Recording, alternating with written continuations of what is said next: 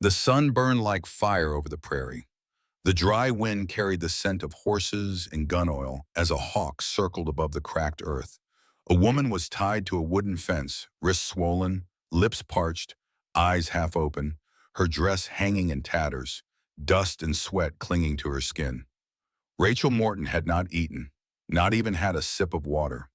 Flies gathered on the blood dried around the rope. Every breath came like a broken plea. She had stopped screaming hours ago because no one had come.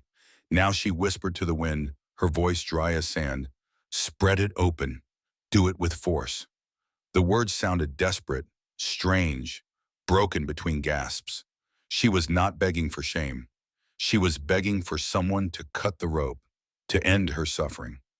The wind carried her voice across the empty hills until it reached a wagon creaking up the trail. A tall man sat at the reins, his hat pulled low, his face weathered by years of harsh sun. Ethan Prescott, 48 years old, a rancher who had lost everything: his land, his cattle, his pride. The cabin ahead was supposed to be his fresh start, bought sight unseen from a seller in town who needed quick money. Ethan remembered the seller's warning. "Careful, Prescott. Some folks around here don't take kindly to strangers buying land that isn't meant to be sold." He had laughed it off then, brushing it aside like small talk over whiskey.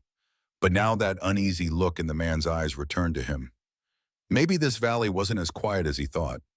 As the wagon rolled over the last rise, Ethan surveyed his new property in the fading light. Copper Valley stretched before him, harsh but beautiful. The cabin stood weathered but intact. What caught his eye, however, was not the buildings, but a strange shape by the fence line. At first, he thought it was a trick of light, a shadow cast by the post. Then he heard it, a faint cry, weak but human. He jumped down, boots hitting the dry earth. As he drew closer, the shape became clearer. A woman, tied, bleeding. "Spread it open," she whispered, eyes flicking open just enough to see him. "Do it with force." Ethan froze, unsure, until he saw the rope cutting deep into her wrists. He pulled his knife and moved closer. In one swift motion, he sliced through the bonds. She collapsed into his arms, lighted as a ghost. As her body fell forward, her hands instinctively moved to her stomach, as if guarding something precious. Ethan caught the motion but didn't comment. Years in these lands had taught him when to ask questions and when to remain silent. He carried her to the cabin, her body burning with fever against his chest. Inside, he laid her on the floor, poured a few drops of water on her lips, then placed a damp rag gently across her forehead. The cabin smelled of dust and abandonment. Fading light filtered through dirty windows, casting long shadows across the wooden floor. Ethan worked methodically, cleaning her wounds, his rough hands moving with unexpected gentleness. In this moment of quiet, with only the sound of the woman's labored breathing, Ethan remembered his brother Daniel's words. "Out here, you don't walk past someone in trouble, brother. That's not who we are." Daniel. The thought of him sent a familiar pain through Ethan's chest. 6 months gone now, found shot dead on a trail. They said it was bandits, but Ethan had his doubts. His brother wasn't careless, wasn't the type to be caught unaware. The woman stirred, breaking his thoughts. Her eyes opened, wild with panic. She tried to sit up, looking frantically around the cabin for an escape. "Easy now," Ethan said, his voice low and steady. "You're safe." Her gaze fixed on him, wary, calculating. "Who are you?" The words came out cracked. "Name's Ethan Prescott. This is my land now." He offered her more water, which she drank greedily. "Who did this to you?" She pulled back, fear returning to her eyes. "I need to go. They'll find me here." "Who's they? But they'll find me," she repeated, her voice rising with panic. "They always do." Ethan felt the hair rise on the back of his neck. The piece of peace he wanted was slipping away before he'd even unpacked his wagon. Morning came with harsh golden light flooding through the cracks in the walls. The woman woke with a start, more lucid now. She tried to stand, still weak. "Where am I?" she asked, steadying herself against the wall. "My cabin, about 15 miles east of Ridgetown." Ethan poured her a cup of coffee. "You want to tell me why you were tied up at my fence line?" She took the cup, her hands trembling slightly. The water had washed away some of the dirt, revealing a face younger than he'd first thought, mid-20s perhaps, with green eyes that held both intelligence and fear. "My name is Rachel Morton," she said after a long pause. I am running from a man named Maxwell Crane." Ethan didn't react, though the name meant nothing to him. He waited for her to continue. "He owns half the valley," she said, eyes darting to the window. "Or thinks he does. He's been forcing people off their land for years." She met Ethan's gaze directly now. "He calls himself my husband." "Is he?" Ethan asked simply. "Not by my choice. The papers are forged." Rachel's knuckles whitened around the cup. "I tried to escape 3 days ago. His men caught me at the ridge. Her voice faltered. "They decided to make an example of me." Ethan nodded slowly, pieces falling into place. "And they left you on my land as a message." "Your land used to belong to a man named Daniel Prescott," she said. "He was helping me escape when—" She stopped abruptly, noticing Ethan's sudden stillness. "What is it?" "Daniel Prescott was my brother," Ethan said, his voice tight. "He was killed 6 months ago." Rachel's cup clattered to the floor, coffee spilling across the wooden planks. Her face drained of color. "No," she whispered. "No, that can't be. They told me he just disappeared, that he abandoned—" Her words dissolved into a sob. Ethan stood motionless, watching her grieve. A suspicion began forming in his mind. "How well did you know my brother?" Rachel looked up, tears streaking down her face. Before she could answer, a wave of dizziness overcame her. She swayed, reaching out to steady herself against the wall. As she did, her hand moved instinctively to her stomach in a protective gesture Ethan had seen before, in expectant mothers. The realization hit him like a physical blow, but still he needed to hear it from her. "Rachel Fuityum," he said quietly. "Are you carrying Daniel's child?" She met his gaze, no longer attempting to hide the truth. "Yes." The cabin fell silent, save for the soft whistle of wind through the cracks in the walls. Ethan turned away, moving to the window to gather his thoughts. Outside, the valley stretched vast and indifferent under the morning sun. He was an uncle. Daniel was going to be a father. And somewhere in this valley was the man responsible for his brother's death. While Rachel rested that afternoon, Ethan searched the cabin thoroughly. Daniel had always been methodical, the type to leave messages, clues. If he'd lived here, even briefly, he would have left something behind. Under a loose floorboard by the hearth, Ethan found what he was looking for. A small tin box containing a folded map and a journal. The map showed Copper Valley, but with markings Daniel had added, blue lines running beneath the land-like veins. The journal contained observations and a theory that made Ethan's breath catch. An extensive underground water system ran beneath the valley, enough to transform the entire region if tapped properly. Water. In these parts, it was more precious than gold. No wonder someone wanted Daniel gone. That evening, as Rachel felt strong enough to sit by the fire, Ethan showed her what he'd found. Her fingers traced the map reverently. "He was so excited when he discovered this," she said softly. "He said it could change everything, make the valley bloom." She looked up at Ethan, her eyes reflecting the firelight. That's when the threat started. Maxwell wanted the information, wanted to control it like he controls everything else. "How did you and Daniel meet?" Ethan asked, watching her carefully. Rachel's expression softened with the memory. "I was teaching at the small school in Ridgetown. Daniel came to talk to the children about geology." A small smile touched her lips. "He made rocks sound like the most fascinating things in the world. We fell in love quickly, but Daniel, he saw me, really saw me when most people looked right through." Her hand moved to her stomach. "We were planning to leave together, head north to Montana. Then Maxwell found out about us. And about the water," Ethan added. Rachel nodded. "Maxwell forced me to marry him, said he needed a respectable wife to complete his image. But really, he wanted to hurt Daniel, to show his power." Her voice hardened. "I was just another possession to him, like the land." "What does Crane want with this land? Why is water so important to him?" "There are rumors the railroad is coming through next year," Rachel explained. "Whoever controls the water will control where people settle, where the town grows. Maxwell's been buying up land cheap, or taking it when people can't pay what they owe him. And my brother's maps would tell him exactly where to buy. Yes, when Daniel refused to give them up, Maxwell, her voice trailed off, had him killed, Ethan finished grimly. A tense silence filled the cabin. Finally, Rachel spoke again, her voice barely above a whisper. I didn't know he was dead. I swear it. They told me he'd left, abandoned me. A tear slid down her cheek. I should have known better. Daniel wouldn't leave, not when I was... She couldn't finish. How far along are you? Almost 5 months now. Her hands cradled her stomach, still flat enough to hide under loose clothing. The baby is all I have left of him. That night, Ethan stepped outside into the cool darkness.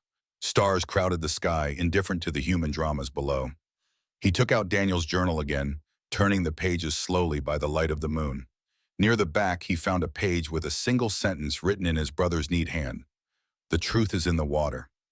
Ethan closed the journal, his decision made. He had come to Copper Valley seeking escape, seeking to forget. But fate had other plans. He was an uncle now. He had family to protect, a legacy to uphold. The piece of peace he had hoped for would have to wait. The next morning, Ethan rode into Ridgetown for supplies. The settlement was small but growing. A general store, saloon, church, and a handful of houses clustered around a dusty main street. He tethered his horse outside the general store and stepped inside. The shopkeeper, a portly man with spectacles, looked up from his ledger. Help you, stranger? Name's Ethan Prescott. Just bought the old Simmons place out east. Ethan placed a list on the counter. Need these supplies. The shopkeeper's demeanor shifted at the mention of Ethan's name. Prescott, you say? Any relation to Daniel Prescott? My brother, Ethan said simply. I see. The shopkeeper studied him for a long moment. Didn't know he had family coming to claim the property. As the shopkeeper gathered the supplies, Ethan added casually, heard a name yesterday, Maxwell Crane. What can you tell me about him? The store fell silent. The shopkeeper's hands stilled on a sack of flour. Mr. Crane's a prominent citizen, he said carefully. Owns the bank, most of the good grazing land west of here. Best not to cross him, though. Man has a long memory for slights. Ethan nodded, understanding the unspoken warning. Married, is he? Recently. Lovely young woman, used to teach at the school. Bit of a whirlwind courtship, from what I heard. The shopkeeper resumed gathering supplies. Don't see her in town much these days.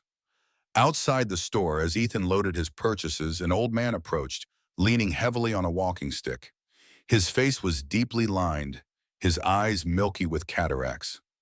Heard you asking about Crane, the old man said without preamble. Heard you're Daniel Prescott's brother, too. Ethan assessed the old man, decided he posed no threat. That's right. The old man glanced around, then stepped closer. Your brother was a good man, smart, too smart for his own good. He tapped his stick against the ground. Found something in those hills, didn't he? Something worth killing for. Water runs deep in this valley, the old man continued cryptically. Deeper than most know. The Indians who lived here called it the Valley of Whispering Water. Said you could hear it running beneath your feet if you listened close enough. He leaned in, his breath smelling of tobacco. Your brother listened. That's what got him killed. Before Ethan could respond, a commotion erupted down the street. A group of riders entered town, dust billowing around them. At their center rode a man in a black coat, his bearing imperious even at a distance. That's him, the old man muttered. Maxwell Crane, devil himself. With that, he shuffled away, disappearing between buildings. Ethan turned to observe the newcomer. Crane was perhaps 50, with a neatly trimmed black beard and cold eyes that surveyed the town as though he owned every inch of it. Ethan moved to mount his horse, hoping to leave unnoticed, but it was too late. Crane had spotted him, was directing his horse toward him.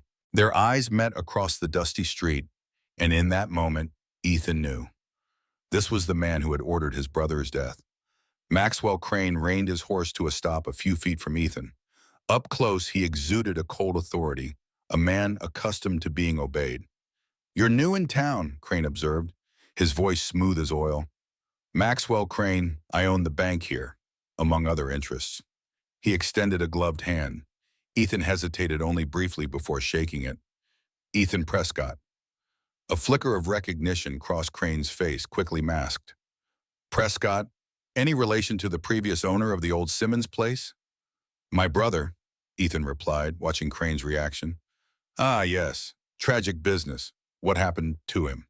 Crane's expression conveyed practiced sympathy. Bandits, I understand. All too common in these parts, I'm afraid. He studied Ethan with new interest. I wasn't aware he had family coming to claim the property.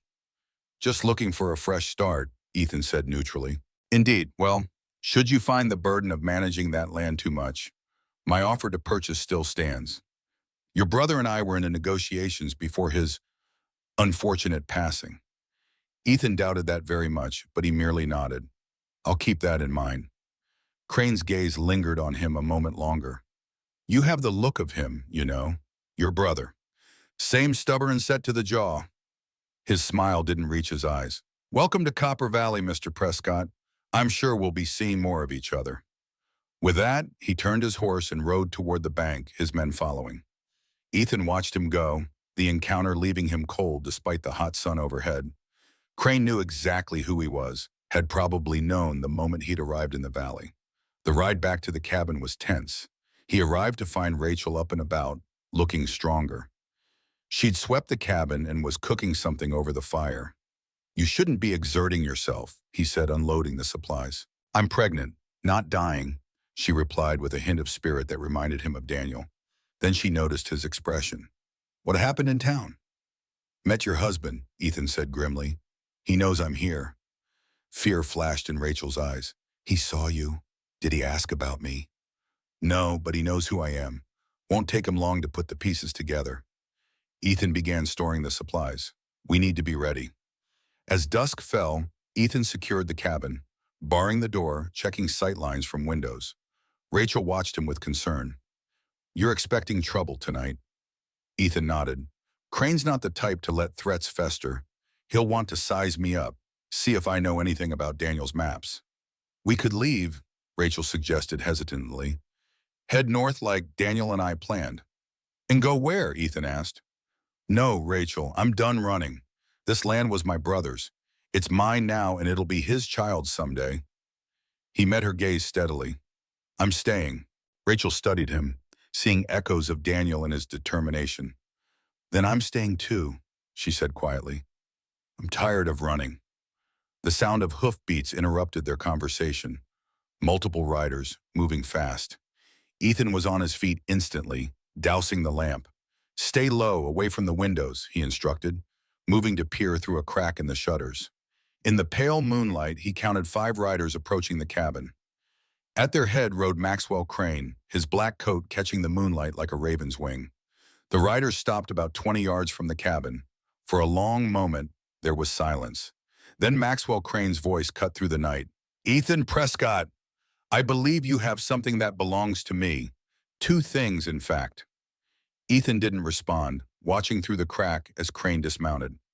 I know you're in there, Prescott, and I know she's with you. Crane's voice hardened. You're harboring my wife, sir. That's a serious offense. It seems we have a misunderstanding, Crane called out. I'm a reasonable man, Prescott. Why don't you come out and we'll discuss this civilized-like? Ethan knew a trap when he heard one. Crane, he called back, this is private property. Take your men and leave. A cold laugh answered him. Private property? Everything I touch is mine, Prescott. This valley, that cabin, and that woman. The law might see things differently. The law? Crane sounded amused. I am the law in this valley. His voice shifted, became almost conversational. You know, you remind me of someone, Prescott. A rancher I once met. Stubborn old fool who thought land and honor were worth dying for. Ethan stiffened. Crane was talking about Daniel. Samuel Hale was his name, Crane continued, deliberately using the wrong name, watching for reaction. Or was it Daniel? Memory fails me sometimes. Rachel gasped softly beside him. Ethan placed a steadying hand on her arm. Guess he should have sold when he had the chance, Crane called out, his voice carrying on the night air. Instead of hiding behind a woman's skirts. That did it. Ethan's patience snapped. He threw open the door, rifle raised, and stepped onto the porch. Crane stood alone in the moonlight, his men hanging back near their horses. His hand rested casually on his holstered pistol. "Well now," Crane said, smiling coldly, "there's the family resemblance." "You killed my brother," Ethan stated flatly. Crane spread his hands in mock innocence. "Your brother had an unfortunate encounter with bandits, Mr. Prescott. A tragedy, to be sure, but hardly my doing. You're a poor liar, Crane, and you're in a precarious position." Crane's smile faded. "I want my wife returned to me, and I want the maps your brother made. Give me both, and you can ride out of this valley alive." "She's not your wife," Ethan countered. "The marriage is a fraud, just like you." Crane's expression darkened. "Careful, Prescott. Men who speak to me that way tend to meet the same fate as your brother." Crane's voice cut through the silence once more. "Tell me, Prescott, did he tell you about the water before he died? About what lies beneath this worthless land?" A cruel smile played at his lips. "No, I suppose not. He was too busy betting my wife." "Get off my land, Crane," Ethan said evenly. "Next time you trespass, I won't be so hospitable." Crane studied him, perhaps surprised by Ethan's restraint. "You know," he said slowly, "I expected more fight from Daniel Prescott's brother." He adjusted his gloves deliberately. "But perhaps that's the difference between you two. He had principles. You just have survival instincts." "This isn't over, Prescott. Not by a long shot." He mounted his horse with practiced ease. "Tell my wife I'll be coming for her, and for what she carries." With that, he wheeled his horse around and rode into the darkness, his men following close behind. Inside, Rachel had sunk to the floor, her face pale in the dim light. "He knows," she whispered, "about the baby. We expected that." "You don't understand," Rachel said, her voice shaking. "He'll claim it as his. The legal husband has rights to any child born in marriage, even if—" She couldn't finish. "That's why you ran, not just for yourself." Rachel nodded, tears streaming down her face. "I couldn't let him take Daniel's child. I couldn't." In that moment, Ethan saw with painful clarity what had to be done. Crane wouldn't stop. They needed proof of Daniel's murder, of the forced marriage, of the water that was worth killing for. "We have until morning," he told Rachel. "Get some rest. Tomorrow we start fighting back." That night, as Rachel slept, Ethan sat by the window, watching the darkness. Daniel's journal lay open in his lap, the moonlight illuminating his brother's neat handwriting. "The truth is in the water," Daniel had written. What had his brother discovered that was worth dying for? Ethan turned the page, finding a rough sketch of a cave entrance with coordinates written below. Tomorrow, he decided, he would find out. Outside, the wind whispered through the dry grass. In Copper Valley, even the night held secrets, and Ethan Prescott intended to uncover them all. The morning brought a hush over the land, as if the valley itself was holding its breath. Ethan had dozed in his chair by the window, waking at the first hint of dawn. He pushed Daniel's journal toward Rachel, opened to the page with the cave sketch. "Recognize this?" Rachel studied it, then nodded. "Much, it's a bush in the North Ridge. Daniel took me there once, showed me where the underground stream surfaces." Daniel wrote, "The truth is in the water." I'm betting he wasn't being poetic. Ethan sipped his coffee. "We need leverage against Crane, something concrete." They set out as the morning mist still clung to the valley floor. The trail led them up into the foothills, through stands of pine that offered welcome shade from the climbing sun. As they climbed higher, the valley spread out below them, a patchwork of yellowed grassland and dusty earth, with the silver thread of a nearly dry riverbed winding through it. "Hard to believe there's water under all that," Ethan remarked. "That's what makes it so valuable," Rachel replied. "Daniel said it was like finding treasure in a beggar's pocket. No one would think to look there." They continued in silence, both alert for any sign of Crane's men. Rachel pointed to a rocky outcropping ahead. "It's just beyond that ridge. The cave entrance is hidden by brush." Ethan tied the horses in a sheltered spot, then helped Rachel navigate the rough terrain. The cave entrance was well concealed, a narrow opening behind a stand of scrub oak. Ethan struck a match and lit the small lantern he'd brought. "Stay behind me," he instructed, then squeezed through the opening. The cave opened up immediately, revealing a chamber with smooth limestone walls streaked with mineral deposits. The air was noticeably cooler and carried the unmistakable scent of water. Rachel followed him in, pointing to a narrow passage at the back of the chamber. They proceeded carefully, the passage descending at a gentle angle. The sound of running water grew louder as they advanced. After about 50 yards, the passage widened again, opening into a larger chamber where a clear stream flowed from a crack in the far wall, crossing the rocky floor before disappearing into another opening. Daniel said this is just one branch, Rachel explained, her voice echoing slightly. The main channel is much larger, deep underground. Ethan knelt by the stream, marveling at the clarity of the water. But where's the truth, Daniel mentioned. What are we looking for? Rachel moved to a flat rock near the stream. He used to keep his instruments here, survey equipment, sample jars. She looked around, confused. They're gone. Someone's been here since Daniel. Crane, most likely. They searched methodically, checking crevices, testing loose rocks. It was Rachel who found it. A small metal box wedged into a narrow fissure near the stream. The box was sealed tight, protecting its contents from the damp. Ethan pried it open carefully. Inside lay a waterproof packet containing several folded papers in a small leather pouch. He unfolded the papers first, detailed maps of the underground water system, far more comprehensive than the one they'd found at the cabin. But it was the final document that made Ethan's breath catch. It's a deed, he said, scanning the faded text. A land deed for most of the Western Valley, dated 1862. He looked up at Rachel. Made out to the Shoshone tribe. Rachel's eyes widened. That's why Daniel was so excited. He'd found proof that the land Crane claims isn't legally his at all. Crane must have known about this deed, been trying to find and destroy it. Ethan carefully refolded the papers.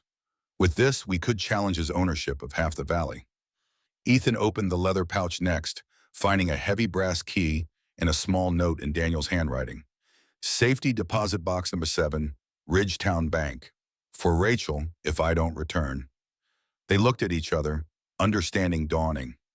Daniel had been thorough indeed, creating multiple copies of his evidence, storing them in different locations. We need to get to that safety deposit box, Ethan said, securing the documents and key.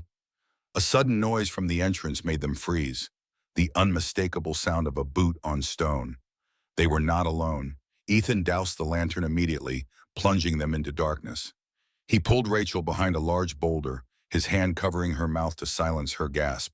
In the darkness, they could hear multiple sets of footsteps approaching. They've been here, a gruff voice echoed. Tracks are fresh. Spread out, came another voice, commanding and cold. Maxwell Crane had come himself. They can't have gone far. Ethan leaned close to Rachel's ear. When I create a distraction, run for the entrance. Get to the horses. She clutched his arm, a silent protest. He pressed the metal box into her hands, his message clear. The evidence was more important than either of them. Footsteps drew nearer, lantern light beginning to penetrate their hiding spot. Ethan picked up a rock and hurled it toward the far side of the chamber. It clattered loudly, drawing the attention of their pursuers. In the moment of confusion, Ethan emerged from behind the boulder, firing his revolver into the air. The thunderous report in the enclosed space was deafening, momentarily disorienting Crane's men. Run, Ethan shouted to Rachel. She darted toward the entrance as Ethan fired again, providing cover. Maxwell Crane recovered quickly, drawing his own weapon. Prescott, he roared. There's nowhere to run. Ethan ducked behind a column of rock as bullets chipped the stone around him. He glimpsed Rachel reaching the passage, disappearing from view. Good. Now he just had to follow. He fired twice more, then made a dash for the passage. A bullet grazed his arm, another ricocheted off the wall beside him. He reached the narrow corridor and raced through it, hearing pursuit close behind. He burst out of the cave to find Rachel already mounted on her horse, his own mount ready beside her. Without a word, he swung into the saddle and they galloped down the trail, the shouts of Crane's men following them. They'll be right behind us, Rachel called as they rode. Their only hope was to reach town, to get to the bank and retrieve whatever evidence Daniel had left in that safety deposit box. As they descended from the foothills, Ethan glanced back to see riders emerging from the ridgeline, silhouetted against the sky. They thundered into town, startling pedestrians who scattered from their path. The bank stood at the far end of the main street, a solid brick building with Ridgetown Bank and Trust emblazoned across its facade. As they approached, Ethan spotted one of Crane's men, standing in guard outside the bank. The man's eyes widened in recognition, his hand moving to his gun. "Keep going," Ethan shouted to Rachel, drawing his own weapon. The guard fired, the shot going wide. Ethan returned fire, forcing the man to dive for cover. They reined in hard at the bank steps, dismounting in a rush. Ethan grabbed Rachel's arm, hurrying her inside as more shots rang out behind them. The bank interior was cool and quiet, a stark contrast to the chaos outside. A startled teller looked up from his ledger, mouth agape at the armed man and breathless woman who had burst through the doors. "Safety deposit boxes," Ethan demanded, keeping his gun visible. "Now!" The teller hesitated, eyes darting to the window where more of Crane's men could be seen approaching. "Please," Rachel added, stepping forward. "It's a matter of life and death." The teller nodded nervously and led them through a side door into a small room lined with metal boxes. "Number 7, Ethan said. Rachel produced Daniel's key, her hands trembling slightly. The teller used his master key alongside hers, opening the metal box with a solid click. Inside lay a sealed envelope and a small journal. "Thank you," Rachel told the teller. "You should leave now. It's not safe to be seen helping us." The man hurried back to the main floor. Ethan barred the door behind him. "What is it?" he asked as Rachel tore open the envelope. Her eyes widened as she scanned the contents. "Proof, letters between Maxwell and hired guns, arranging Daniel's murder. Bank records showing how he's been forcing people off their land." She looked up at Ethan, hope in her eyes. "It's everything we need. And more than enough to hang me," came a cold voice from the doorway. They turned to find Maxwell Crane standing there, a pistol aimed steadily at them. Behind him stood the bank teller, fear evident in his face. "I do apologize for Mr. Peterson's lack of loyalty," Crane said, nodding to the teller.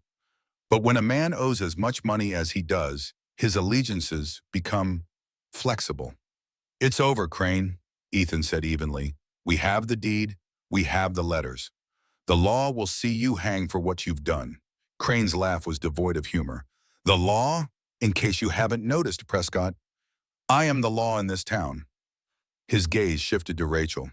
"Hello, my dear. You've led me on quite a chase." "I'm not your wife," Rachel said defiantly.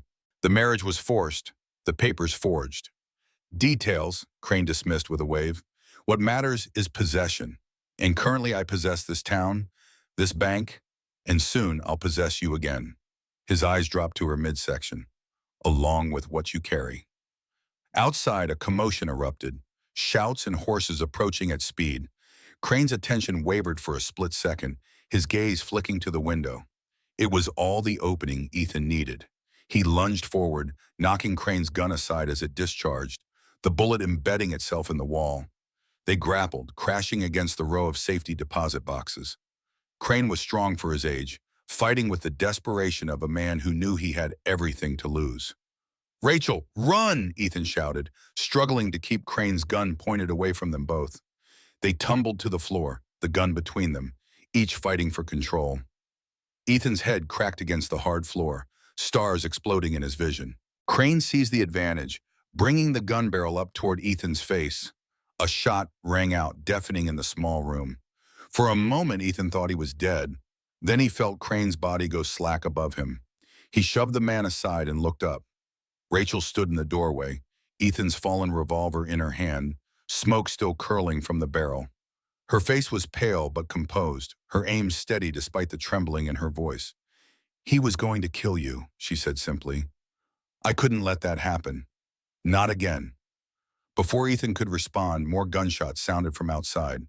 He scrambled to his feet, taking the gun from Rachel's unresisting fingers. "We need to go, now."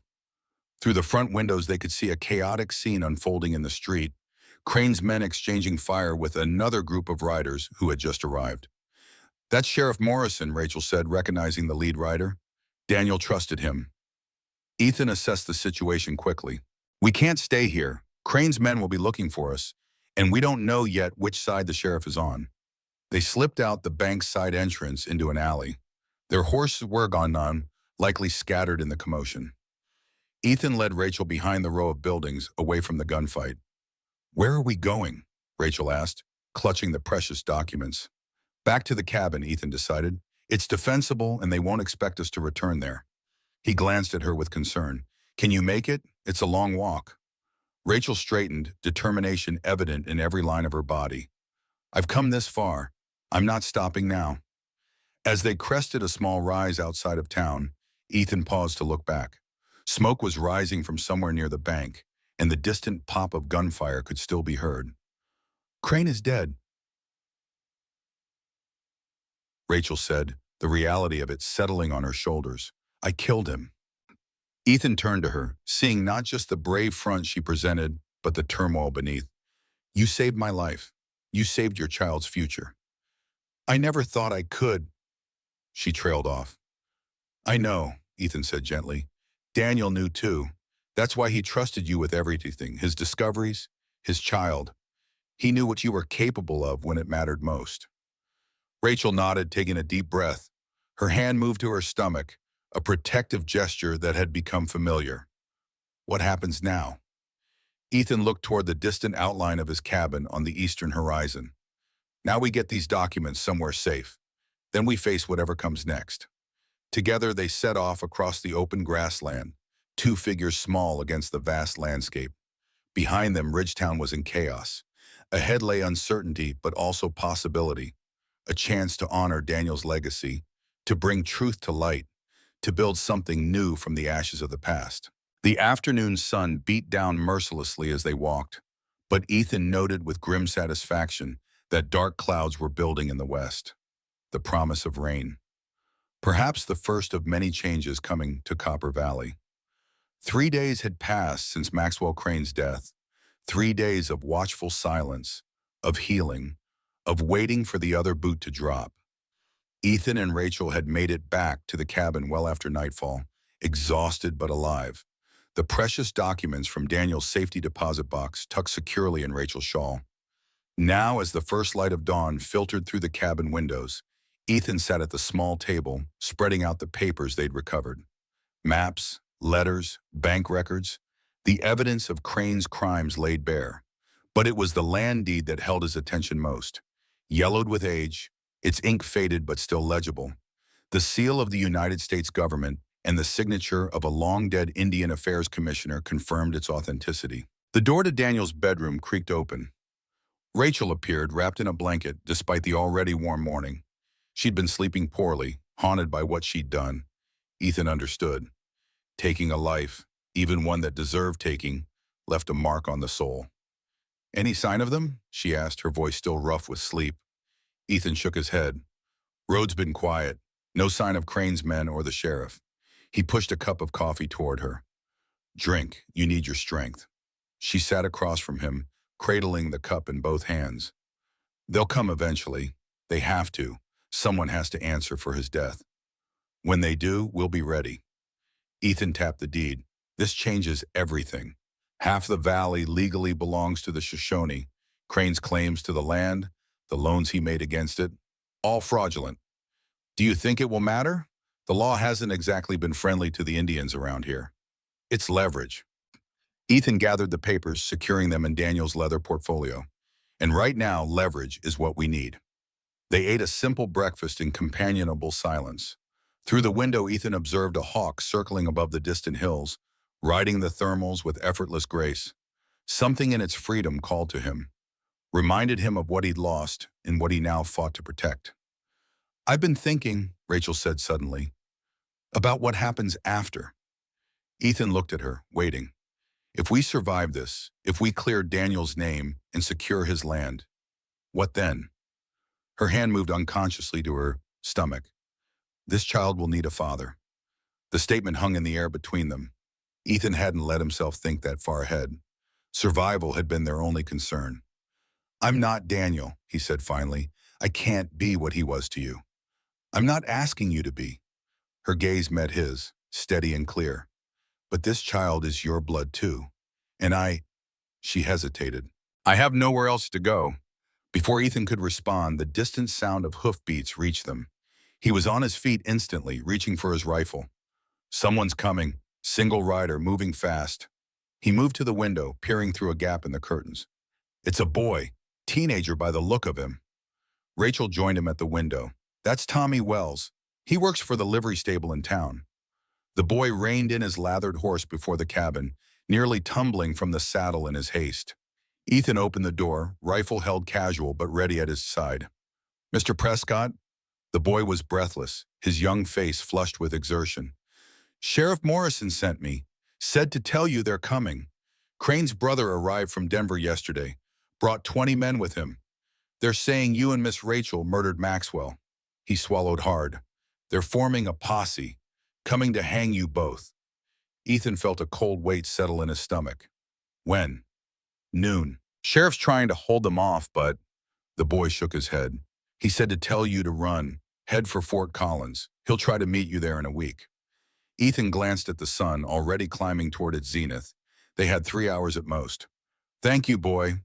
He pressed a silver dollar into Tommy's palm. "You never saw us, understand? You delivered your message to an empty cabin."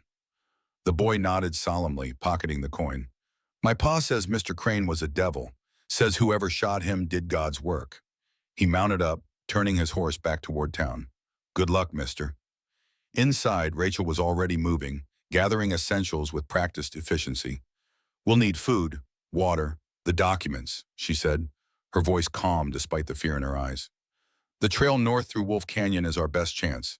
It's narrow, but Daniel showed me where it widens enough for a wagon." Ethan nodded, impressed by her composure. "Pack only what we need. We'll take Daniel's wagon. It's lighter than mine, easier on the horses." They worked quickly, methodically, like people who had faced danger before and knew that panic was a luxury they couldn't afford. Ethan loaded the wagon while Rachel prepared a small sack of provisions. 20 minutes later, they were ready to depart. As Ethan helped Rachel onto the wagon seat, a flash of movement caught his eye. A distant dust cloud on the eastern ridge. He squinted against the sun. "Riders," he said grimly, "coming from the east, not from town." "But who would—" Rachel's question died on her lips as understanding dawned. "The back way, through Jensen's Pass. Crane's brother is splitting the posse." "Smart. Cutting off our escape north." Ethan's mind raced. They were caught between two approaching forces. "Change of plans. We can't outrun them with the wagon. We need to hide. Let them pass." "Where?" "They'll search the cabin first thing." Ethan's gaze fell on Daniel's journal with its sketch of the cave entrance. "The water," he said. "We hide in the truth." Understanding flashed across Rachel's face. She nodded once, decisive. They abandoned the wagon, taking only what they could carry. The precious documents, food for 2 days, Daniel's journal, Ethan's rifle, and Rachel's small revolver, the same one that had killed Maxwell Crane. They set the horses loose, hoping the animals would draw attention away from their true path, then set out on foot toward the northern ridge. The sun beat down mercilessly as they climbed, forcing them to stop frequently for Rachel's sake. Ethan tried not to show his concern, but her face was pale, her breathing labored. The heat and stress were taking their toll. "I'm fine," she insisted during one such rest, catching his worried glance. "The baby and I are tougher than we look." Ethan merely nodded, offering his canteen. She drank sparingly, knowing they needed to conserve water. Her discipline impressed him. Daniel had chosen well in her. They reached the cave entrance by midday, just as the distant sound of voices carried up from the valley below. The posse had reached the cabin and found it empty. Now they would begin searching the surrounding area. The cave felt cooler than before, a welcome respite from the punishing heat outside. Ethan led the way deeper into the stone passages, one hand holding the lantern, the other supporting Rachel's elbow when the footing grew treacherous. They passed through the first chamber and followed the narrow corridor to the larger cavern where the underground stream flowed. Here, the air was noticeably damper, the sound of running water a constant, soothing presence. "We should be safe here for now," Ethan said, setting down their meager supplies. "They won't think to look this far up the ridge. Not yet, anyway." Rachel sank onto a flat rock, her hands massaging her lower back. "How long can we stay?" "A day, maybe 2. Long enough for the initial search to move on." Ethan arranged some blankets into a makeshift pallet. "You should rest. I'll keep watch." She didn't argue, a testament to her exhaustion.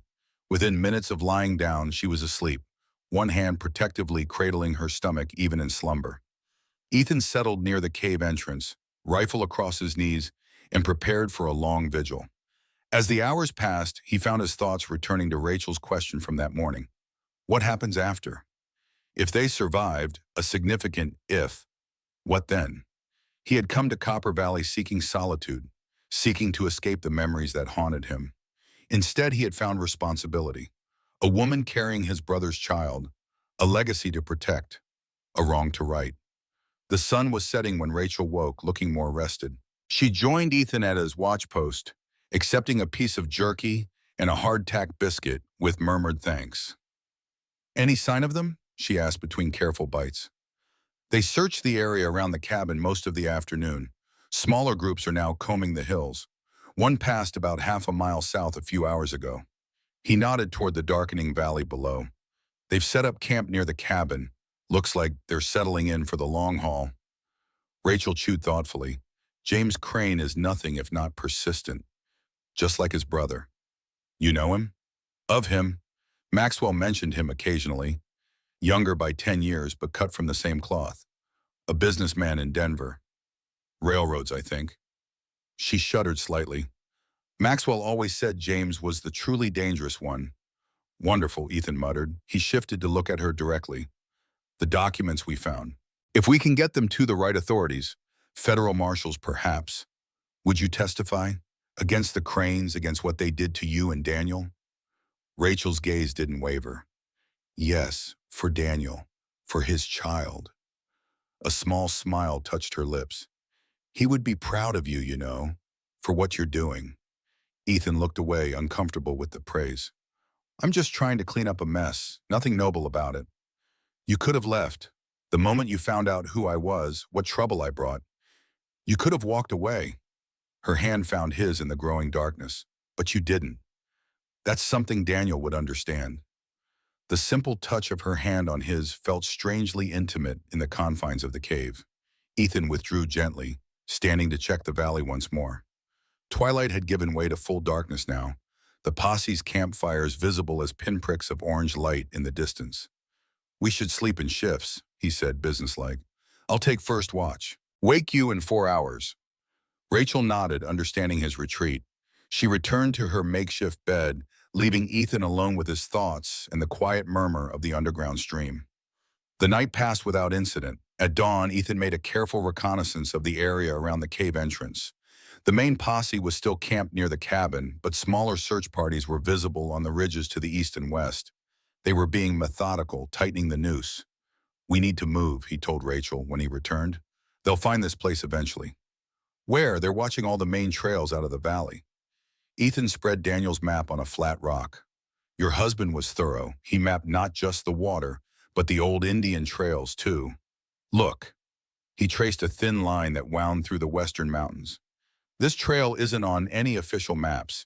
It follows the underground river through the mountains, comes out near the Laramie Road. Rachel studied the route. It's at least 3 days on foot, through rough country. You have a better idea? She shook her head. When do we leave? Nightfall, less chance of being spotted. They spent the day preparing, rationing their food, filling canteens from the stream. Ethan found himself watching Rachel when she wasn't looking. The determined set of her jaw, the gentle curve of her belly just beginning to show beneath her dress, the quiet strength in her movements. She was unlike any woman he'd known before. When darkness fell, they set out, following Daniel's map by the light of a quarter moon.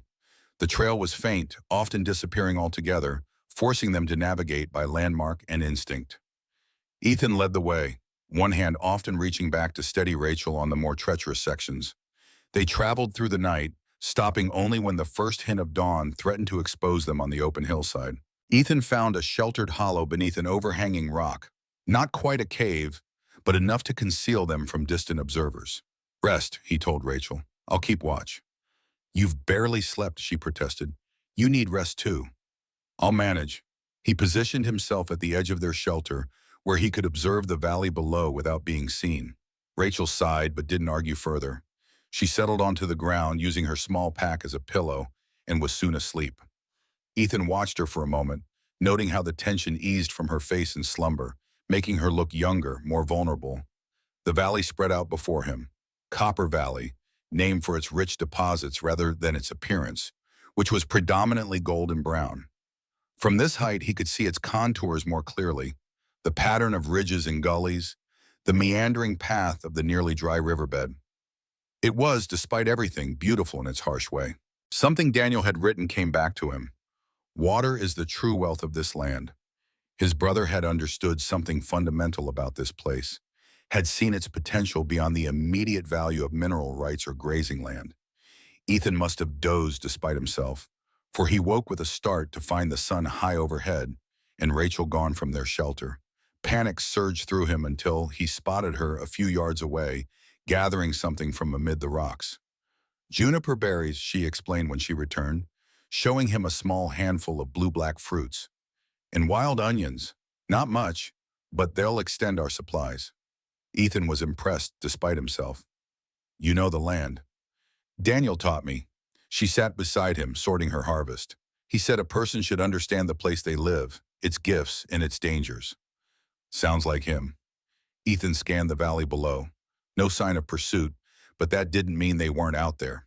We'll move again at dusk. Try to make it to the western pass by morning. They ate sparingly, jerky, hardtack, and Rachel's foraged additions, then rested through the hottest part of the day. As the sun began its descent, Ethan mapped their route for the night's journey, committing landmarks to memory. There's something I've been wondering, Rachel said as she watched him work. Why did you come to Copper Valley, really? Ethan looked up, surprised by the question. Told you. Fresh start. There are easier places for a fresh start, places with more water, better grazing, less entrenched interests. Her gaze was steady, penetrating. You came here specifically. Why? Ethan hesitated, unused to speaking of personal matters, but something in her directness deserved honesty in return. Daniel wrote to me about 6 months before he died. First letter I'd had from him in years. He traced the mountain ridge on the map with one finger, avoiding her eyes. Said he'd found something important, something that could change lives, asked me to come see for myself. The water, Rachel said softly. Ethan nodded. By the time I got here, he was already dead. The land was up for sale. Seemed like the least I could do was claim it, try to figure out what was so important to him. You could have sold it, taken the money, gone somewhere else. Thought about it, he admitted, but something didn't sit right. The way he did, the rush to sell his land, figured I owed him a closer look. He finally met her gaze. Didn't expect it to lead here. Life rarely takes us where we expect, Rachel said, a hint of sad wisdom in her voice. Daniel used to say that was the beauty of it. A silence fell between them, comfortable in a way that surprised Ethan. Rachel studied his profile in the fading light. You and Daniel may look alike, but you are very different men. He was the better one, Ethan said gruffly. Different, Rachel corrected gently. Not better. He saw beauty in rocks and water under the earth. You see danger before it comes, you know how to survive. Her hand brushed his briefly, the touch sending an unexpected warmth through him. I'm beginning to think I was fortunate, finding you instead of anyone else. Ethan looked at her then, really looked at her, the strength in her eyes, the gentle curve of her cheek, the quiet determination in the set of her jaw.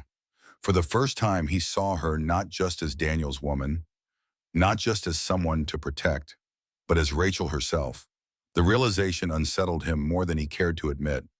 Twilight deepened around them, painting the rocks in shades of purple and deep blue. Ethan packed away the map and gathered their meager belongings. Time to move, he said, helping Rachel to her feet. Stay close, the trail gets rougher from here. They set out as the first stars appeared, twin shadows moving silently across the darkened landscape. The path narrowed as it climbed, winding between massive boulders and along precarious ledges. More than once, Ethan had to support Rachel's weight entirely, lifting her across gaps or up steep inclines. Despite the difficulty, she never complained, never asked to stop. Her determination matched his own, a quality he found himself respecting more with each passing hour. They had been traveling for perhaps 4 hours when the sound reached them, distant but unmistakable. Dogs. Hunting dogs. Ethan froze, signaling Rachel to silence. The sound came again, closer now. The baying of hounds on a scent. They're tracking us, he whispered. Must have picked up our trail from the bay, huh? Fear flashed in Rachel's eyes, but she quickly mastered it. What do we do? Ethan scanned their surroundings, mind racing. They couldn't outrun dogs, not in this terrain, not with Rachel 5 months pregnant. They needed to break the trail, confuse the scent. Water, he said suddenly. The underground river surfaces about half a mile ahead. Daniel's map shows it forming a pool before going underground again. They moved with new urgency, scrambling over rocks, pushing through scrub brush that tore at their clothing and skin. The baying grew steadily louder behind them. The pool appeared just as Daniel had mapped it, a dark mirror reflecting the starlight, perhaps 30 feet across, fed by a stream emerging from the rock face. Without hesitation, Ethan led Rachel into the water, gasping at its shocking coldness. We follow the current, he said, securing their packs high on their shoulders. Stay close to the edge where it's shallower. They waded upstream, fighting the current, their lower bodies going numb with cold.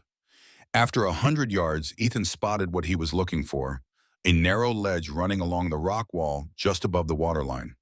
There, he pointed, we can leave the water, follow the ledge. It won't eliminate our scent entirely, but it'll confuse them, slow them down. He helped Rachel onto the ledge first, then pulled himself up beside her.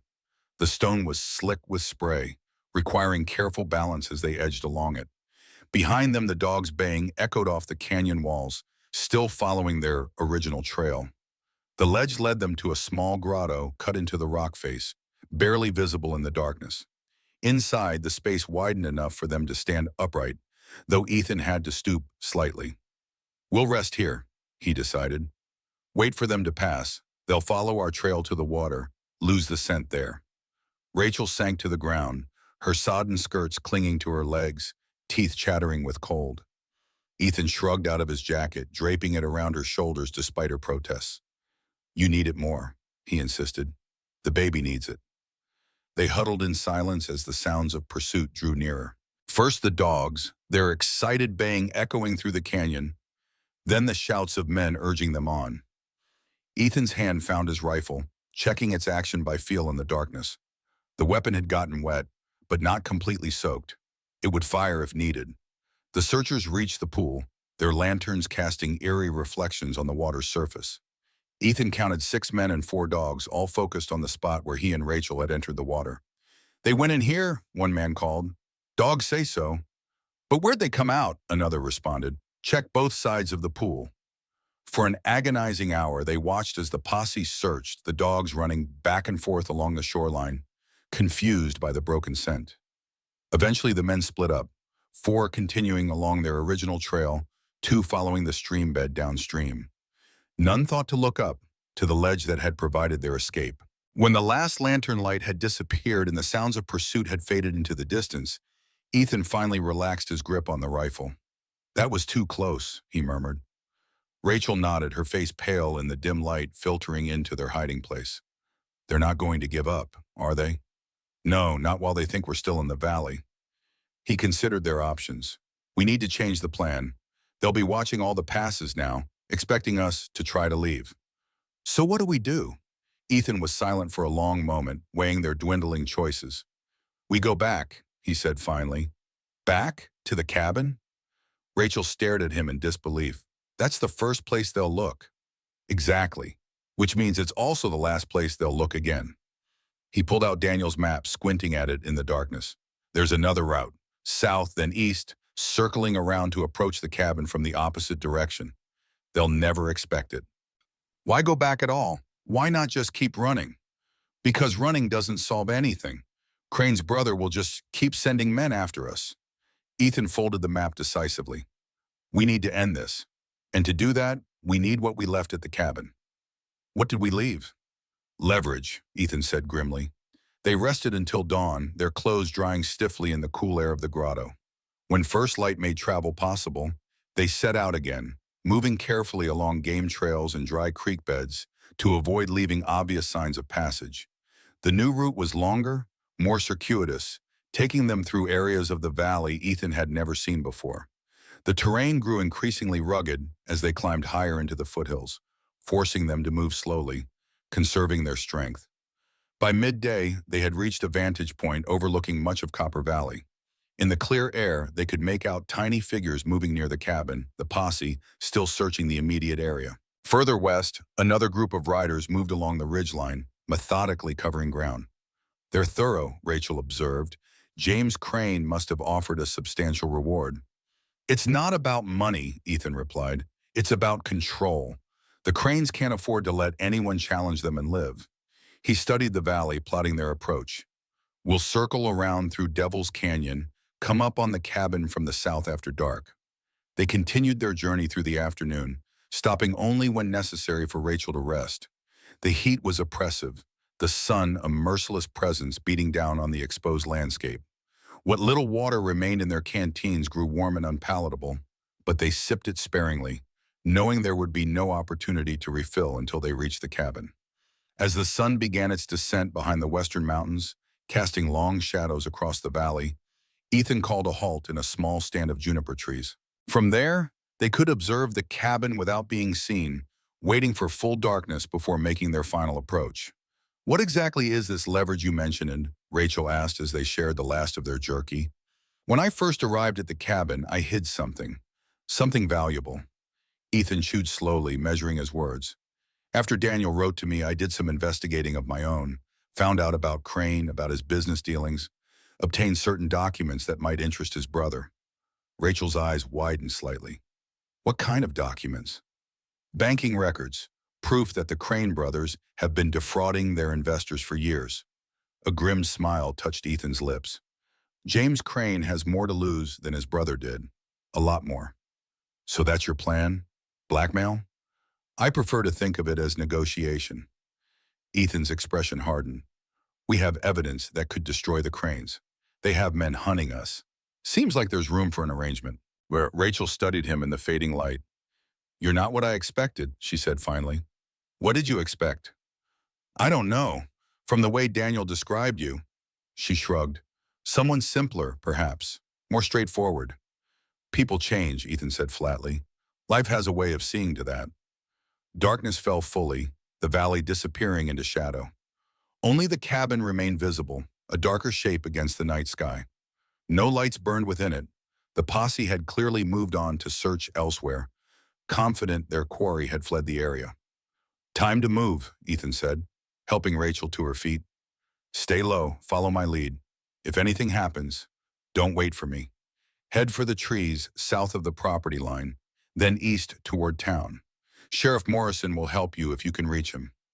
She nodded, her face set with determination. Together they began their cautious descent toward the cabin, using the natural contours of the land for cover, freezing at every unusual sound. They were perhaps 100 yards from the cabin when Ethan spotted it, a faint glow of light from within, visible only as a thin line around the edges of the drawn curtains. Someone was inside. He signaled Rachel to stop, then slowly unslung his rifle, checking that a round was chambered. Whoever waited in the cabin was about to receive an unexpected visitor. "Stay here," he whispered. "If you hear shooting, run. Don't look back." Before she could protest, he was gone, a shadow moving through shadows, approaching the cabin from its blind side. Rachel watched him disappear into the darkness, her heart pounding a frantic rhythm in her chest. One hand moved protectively to her stomach, feeling the slight swell beneath her dress. Daniel's child, their future. Everything depended on what happened in the next few minutes. Silently, she drew the small revolver from the pocket of her dress and waited, watching the cabin for any sign of what was unfolding within. A door that, if memory served, could be unlatched from the outside.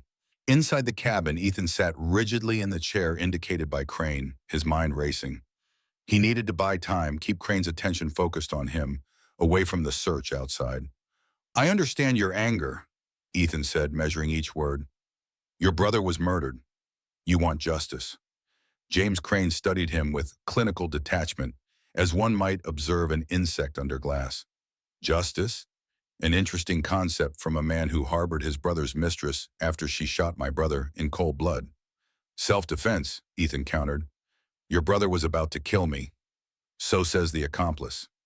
Crane paced slowly before the fireplace, the flickering light casting his shadow long across the wooden floor. "What fascinates me, Mr. Prescott, is not the how of my brother's death, but the why. What could possibly have motivated you to throw your lot in with a woman you just met? Sheriff Morrison leaned against the wall, watching the exchange silently. Something in his demeanor suggested discomfort, as though he wasn't entirely comfortable with his role in the proceedings. Family, Ethan said simply. The woman is carrying my brother's child. A flicker of surprise crossed Crane's features before he mastered it. Ah, how biblical. The brother's duty to the widow. His tone was mocking. And I suppose that justifies theft as well as murder? Theft? Ethan kept his expression neutral. Don't play naive, Prescott. The documents you and the woman took from my brother's safety deposit box. Land deeds, maps. Crane leaned forward slightly, his voice hardening. Banking records. There it was, the real reason for Crane's personal involvement.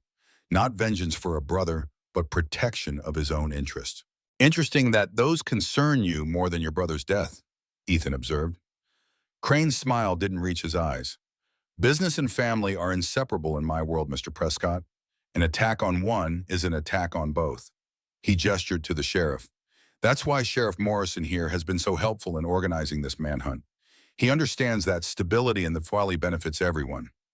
Ethan glanced at Morrison, noting the way the sheriff avoided meeting his gaze directly.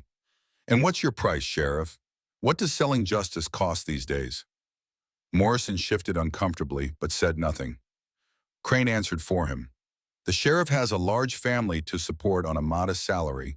I've merely ensured his retirement will be comfortable. Crane resumed his seat, folding his hands on the table.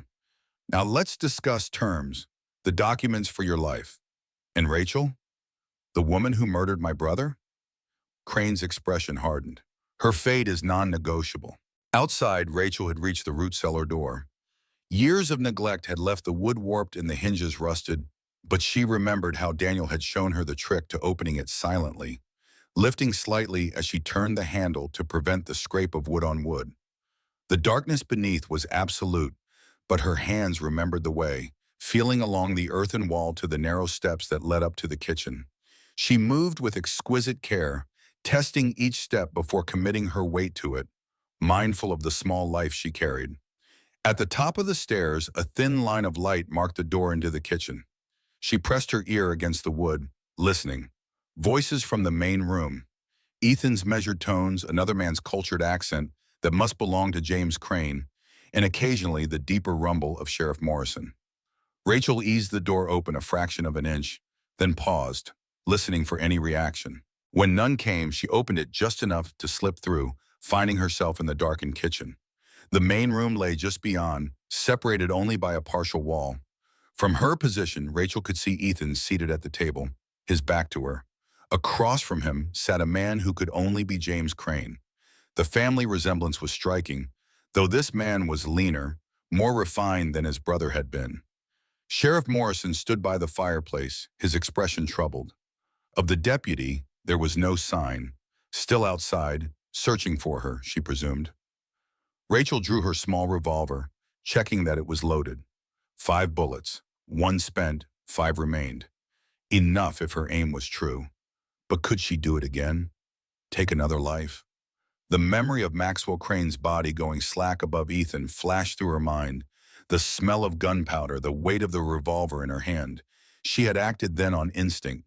To save Ethan, to save her child's future. Could she do it again with calculation, with intent? Daniel's voice seemed to whisper in her mind. Sometimes courage isn't about what you're willing to do, but what you're unwilling to let happen. In the main room, the conversation had taken a darker turn. I don't have the documents with me, Ethan was saying, his tone level despite the tension evident in his posture. They're hidden. Kill me and you'll never find them. James Crane sighed, as though dealing with a particularly obtuse child. Mr. Prescott, please understand your position. You are alone, outnumbered, with nowhere to run. The woman will be found, the documents recovered, and justice, as defined by me, will be served. You seem very confident. I have resources you cannot imagine. Crane reached into his jacket, extracting a thin envelope which he laid on the table. However, I am also a businessman. Inside this envelope is enough money to start a new life far from here. Say, in California. All you need to do is tell me where the woman and the documents are. Ethan didn't even glance at the envelope. And if I refuse, then we do this the hard way. Crane nodded to Morrison, who reluctantly drew his revolver. Sheriff, perhaps Mr. Prescott needs some persuasion to be reasonable. Morrison raised his gun, aiming it at Ethan's leg. Last chance, Prescott. Where's the woman? The air in the cabin seemed to thicken with tension. Rachel's hand tightened on her revolver as she edged closer to the doorway, calculating angles, risks. Just then, the front door burst open, the deputy striding in breathlessly. Sheriff, Ryder's coming. Looks like a dozen men, approaching fast from the east. Morrison moved to the window, peering out into the darkness. Damn, it's Shoshone. War party by the look of them. James Crane's composed demeanor faltered for the first time. Indians? Here? Why? They must have heard about the deed, Ethan said, a grim satisfaction in his voice. The one showing their rightful ownership of the land you and your brother stole. You, Crane's voice was venomous. You sent word to them. Didn't have to, Ethan replied calmly. News travels fast in these parts. Especially news that someone found proof the Crane brothers have been systematically stealing Indian land for years. The sound of hoofbeats grew louder, accompanied now by whoops and calls that raised the hair on the back of Rachel's neck. We need to go, the deputy urged. Now, before they surround the place. Morrison turned to Crane. He's right. This changes everything. Crane's face had gone rigid with fury. This isn't over, Prescott. Not by a long shot. He stood abruptly. Sheriff, cover our retreat. Jenkins, ready the horses. As the deputy hurried out, Morrison kept his gun trained on Ethan. Don't move, Prescott. Not until we're clear. The moment stretched taut as a bowstring. Rachel raised her revolver, taking careful aim at Morrison. One shot. That's all it would take. One more life on her conscience. Before she could pull the trigger, Ethan made his move. In one fluid motion, he swept the table upward, sending it crashing into Crane and Morrison. The lamp shattered, plunging the cabin into darkness broken only by the faint moonlight through the windows. Confusion erupted in the main room.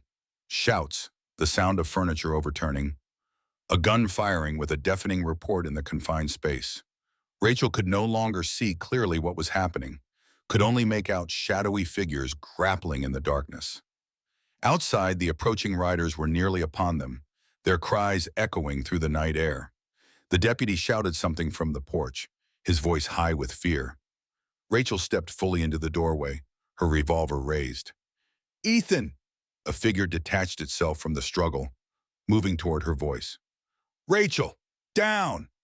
She dropped to the floor as another shot rang out, the bullet splintering the wood where her head had been a moment before. Then Ethan was beside her, pulling her into the relative safety of the kitchen. Are you hurt? His hands moved over her quickly, checking for injuries. No, I'm fine. Her voice shook slightly. What about you? Nothing serious. In the dim light, she could see blood on his temple where a bullet had grazed him.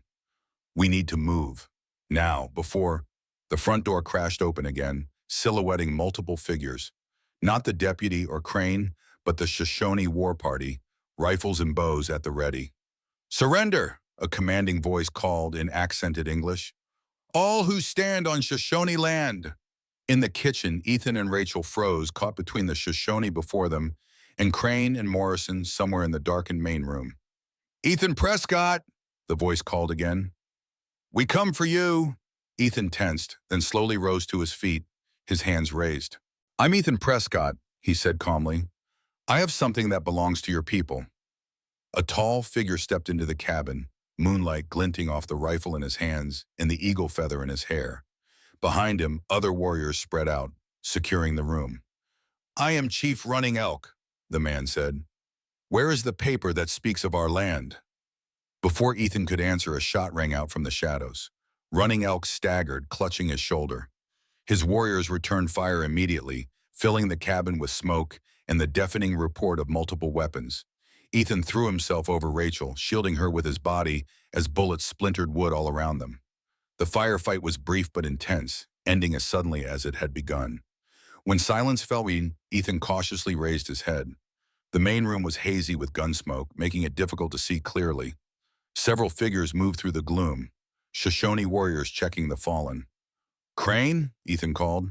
The white eyes fled through the back, one warrior reported. Two men running to the trees.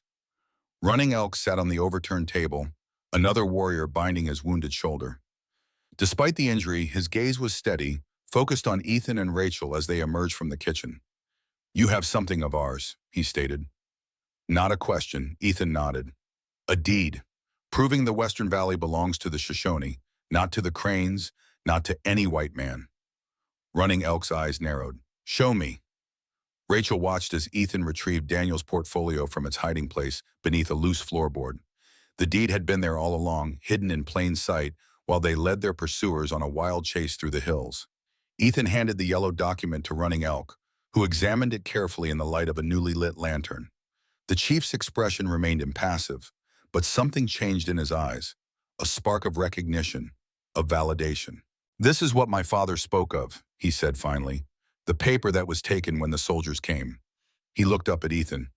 Why do you give this to us now, white man? It's not mine to keep, Ethan replied simply. It belongs to your people, and it may be the only way to stop men like the Cranes from taking more. Running Elk studied him for a long moment, as if measuring the truth of his words. The woman, he said, nodding toward Rachel. She carries life? Rachel's hand moved instinctively to her stomach. Yes. Whose? My brother's, Ethan answered. Daniel Prescott, the man who found the deed. Recognition flickered in Running Elk's eyes. The one who listened to the water, who walked our sacred caves, I know of him. A ghost of a smile touched his lips. He respected the old ways. He's dead. And dead, Rachel said softly. Murdered by Maxwell Crane. Running Elk nodded slowly. And you have taken vengeance for him. It wasn't a question. Good, balance is restored. He rose, tucking the deed carefully inside his buckskin shirt. But the brother, this Crane, he will return. With more men. Probably, Ethan agreed grimly. We need to get Rachel somewhere safe. She's carrying the last of my family line. The chief considered this, his dark eyes unreadable. Finally, he nodded. Come. My people will give you shelter until the moon has completed its cycle. Then you must find your own way. Rachel looked at Ethan, a question in her eyes. Could they trust these people? Ethan seemed to read her thoughts. We don't have much choice, he said quietly. Crane will bring an army back here, and this time he won't bother with talk. She nodded, understanding the logic if not entirely comfortable with it.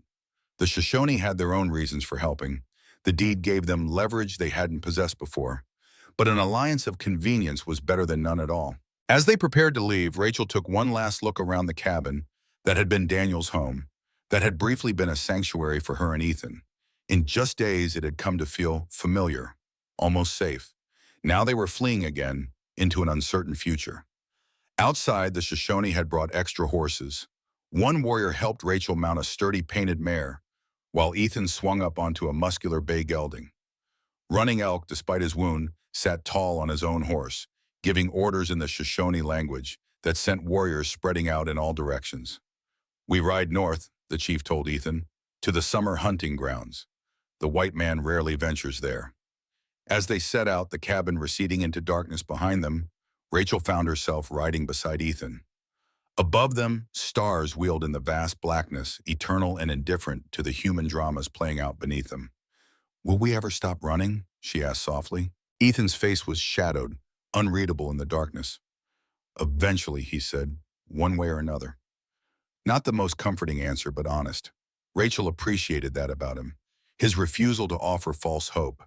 Daniel had been like that too, preferring hard truths to comfortable lies. They rode through the night, following game trails known only to the Shoshone, climbing steadily into the high country where the air grew thin and crisp. By dawn, they had left Copper Valley far behind, emerging onto a plateau that offered a sweeping vista of the mountains beyond. Running Elk called a halt beside a small stream, allowing the horses to drink while his warriors established a defensive perimeter. Ethan helped Rachel dismount, noting her exhaustion with concern. Rest, he told her, spreading his bedroll in the shade of a pine tree. We're safe for now. Too tired to argue, Rachel sank onto the makeshift bed. The events of the past days had depleted her reserves, both physical and emotional. As sleep claimed her, her last thought was of Daniel, what he would think of this strange alliance, of their flight into the wilderness, of the brother who had become her unexpected protector. Ethan watched her sleep for a moment, then joined Running Elk by the stream. The chief was changing the dressing on his wound, his face betraying no sign of the pain he must be feeling. "Your woman is strong," Running Elk observed, "to travel so far while carrying life." "She's not my woman," Ethan corrected. "She belonged to my brother." Running Elk gave him a look that suggested he found this distinction meaningless. "She carries your blood, your future." He gestured to the surrounding wilderness. "All this will belong to the child one day, not as white man's property, but as part of the Great Circle." Ethan didn't argue the point. The Shoshone worldview was alien to him, but he respected its coherence, its connection to the land. Perhaps Daniel had understood it better. "What happens when Crane returns?" he asked instead. "He won't give up the valley easily, deed or no deed." "My people have fought for our lands before," Running Elk replied, securing his bandage with practiced movements. "We will do so again if necessary, but first we will take the paper to the Indian agent at Fort Laramie, make it known in the white man's way. And then?" The chief's expression hardened. "Then we wait and watch. The Crane man must decide if his greed is worth war with the Shoshone." Ethan nodded, understanding the strategy. Legal recognition of the deed would complicate Crane's plans, perhaps enough to force him to abandon them. But James Crane had not struck Ethan as a man who abandoned anything easily. The coming confrontation seemed inevitable. As the sun climbed higher, Ethan found a place to rest, close enough to Rachel to watch over her but giving her space. Sleep eluded him despite his exhaustion, his mind turning over the events that had brought them to this point, the decisions that had shaped their path. He had come to Copper Valley seeking answers about his brother's death, perhaps some measure of justice. Instead, he had found himself caught up in something far larger, a conflict over land, water, and power that had been brewing for generations. And Rachel, she complicated everything. The woman carrying his brother's child, a woman of surprising strength and courage, a woman who had killed to protect him, who had defied his orders to flee, who had chosen to stand by his side when she could have run. What was she to him now? Not quite family, not quite a stranger, something in between, something without a name. As he drifted finally towards sleep, Ethan's last conscious thought was of the child, the niece or nephew he had never expected to have. Daniel's legacy, his blood continuing, a future neither of them had planned for, but one he was now committed to protecting, whatever the cost. A month had passed since their escape to the Shoshone hunting grounds, a month of relative peace, of healing, of waiting. Rachel's pregnancy had progressed visibly in that time, her belly now a prominent curve beneath the loose buckskin dress the Shoshone women had given her. The mountain air had brought color back to her cheeks, strength back to her limbs. For Ethan, the time among Running Elk's people had been one of unexpected learning. The Shoshone had a different relationship with the land than any white settlers he'd known. They saw themselves not as owners, but as caretakers, part of a greater cycle. It reminded him of things Daniel had written in his journal, observations that had seemed fanciful at the time, but now took on new meaning. They were preparing to depart. Running Elk had kept his word, shelter for one lunar cycle. Now, as the full moon rose once more over the plateau, it was time for decisions. "The Indian agent at Fort Laramie has acknowledged the deed," Running Elk informed Ethan as they sat by the evening fire. "He has sent papers to the territorial governor." "That's good news," Ethan replied. "Will it be enough?" The chief's expression remained impassive. "For my people, yes, the white man's government will now have to recognize our claim." He studied Ethan across the flames. "But for you and the woman who carries your brother's child?" "The Crane man does not forget or forgive." Ethan nodded, having expected as much. James Crane was not the type to let legal obstacles stand in his way, not when blood had been spilled. "We'll head east," he said. "There's a town called Greenfield, about 100 miles from here. Small place, but big enough to get lost in until the baby comes." Running Elk seemed to consider this. The woman should not travel far in her condition. The child could come early. "We don't have much choice. Crane will be watching every settlement closer to Copper Valley." The chief nodded slowly. "I will send 2 hawks with you. He knows the eastern trails, can guide you through the passes before the snow comes. Ethan felt a surge of gratitude. Thank you for everything.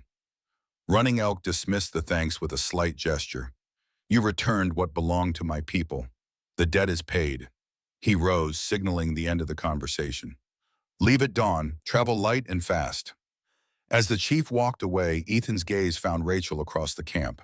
She sat with a group of Shoshone women, her hands moving in imitation of theirs as they worked leather into pouches and moccasins. She'd adapted to their temporary life with remarkable resilience, learning bits of the language, observing their ways with genuine interest. She was stronger than she looked. That fact had been proven repeatedly during their time on the run, and yet the journey ahead would test that strength to its limits. 6 months pregnant, facing a hard journey through rough country as winter approached, with a determined enemy at their backs. Rachel looked up, as if sensing his thoughts, and their eyes met across the camp. A slight smile touched her lips, a private acknowledgement of their shared circumstances. Ethan found himself returning it before looking away, uncomfortable with the flutter of something unnamed in his chest. That night, as preparations for departure were completed, Ethan found it difficult to sleep. He stepped outside his assigned lodge, gazing up at stars so bright and numerous, they seemed to press down on the high plateau. The air held the sharp bite of approaching winter, reminding him that their window for safe travel was rapidly closing. Couldn't sleep either? Rachel's voice startled him slightly. She stood a few paces away, wrapped in a thick blanket against the night chill. Too much to think about, he admitted. She moved to stand beside him, her gaze following his to the stars. Running Elk says we leave tomorrow. At dawn, 2 hawks will guide us to Greenfield. Rachel nodded, accepting this without question. After a moment, she asked, "What's in Greenfield?" "Nothing special, just a place to wait until the baby comes. Small enough that Crane's influence won't reach, big enough that strangers won't draw attention." And then? Ethan had been avoiding this question even in his own mind. Then we see where we stand. Maybe by then, the territorial governor will have made a decision about the deed. Maybe Crane will have moved on to other concerns. "You don't believe that," Rachel observed. "No," he admitted. "I don't." They stood in silence for a long moment, the only sound the soft sigh of wind through the pines that surrounded the camp. "I've been thinking," Rachel said finally, "about what happens after the baby comes." She turned to face him directly. "You don't owe us anything, Ethan. You've done more than enough, more than most men would have done for their brothers, for someone in my position." Ethan studied her in the starlight. "What are you saying?" "I'm saying that once we reach Greenfield, once the baby is born and we're safe, you should feel free to go your own way. Start the new life you came west for." Her voice was steady, practical. "The child and I will manage." Something in her words stirred a resistance in him. "And if I don't want to go my own way?" The question seemed to catch her off guard. "What do you mean?" Ethan wasn't entirely sure himself. The words had emerged before he'd fully formed the thought behind them.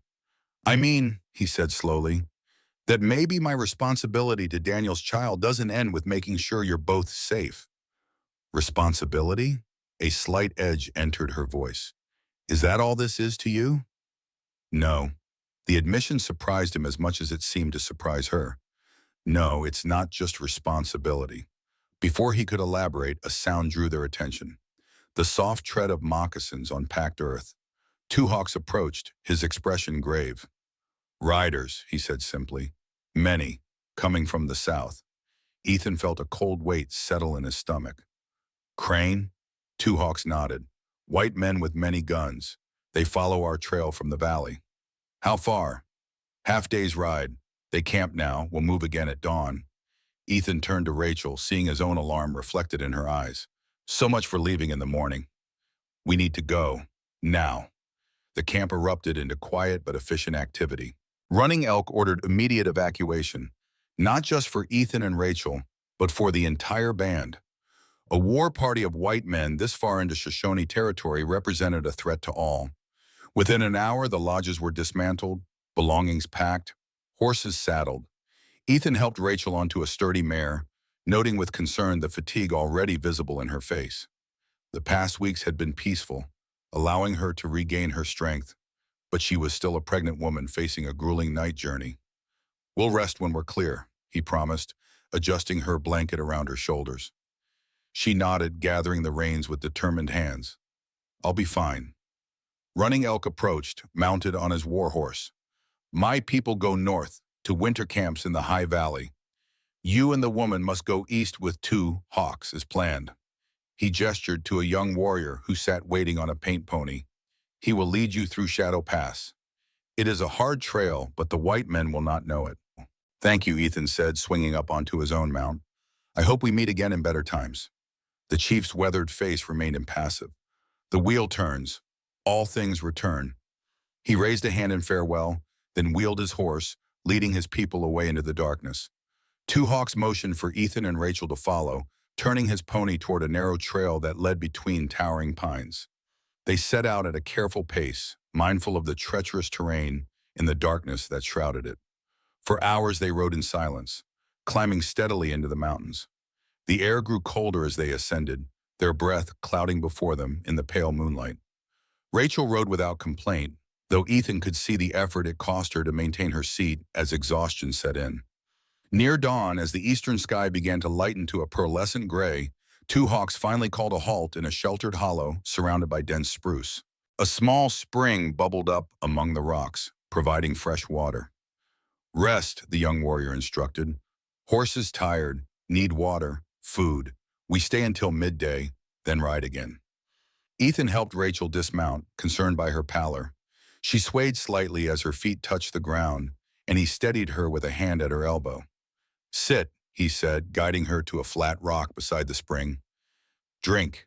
She did as instructed, cupping cold water in her hands and sipping slowly. Some color returned to her cheeks, and her breathing steadied. Better? Ethan asked, crouching beside her. She nodded. Just tired. And the baby. She placed a hand on her swollen belly. He's restless today, moving a lot.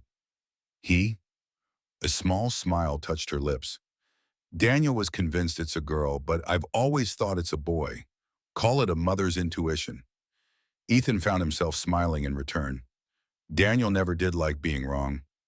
No, she agreed softly. He didn't. As 2 hawks tended the horses, Ethan built a small, nearly smokeless fire using techniques he'd learned from the Shoshone. The thin flames provided just enough warmth to take the edge off the mountain chill as they shared a sparse breakfast of dried meat and berries from their provisions. How far to Greenfield from here? Rachel asked as she chewed. 2 hawks, who had joined them by the fire, answered. 4 days, maybe 5. He gestured to the mountains rising before them.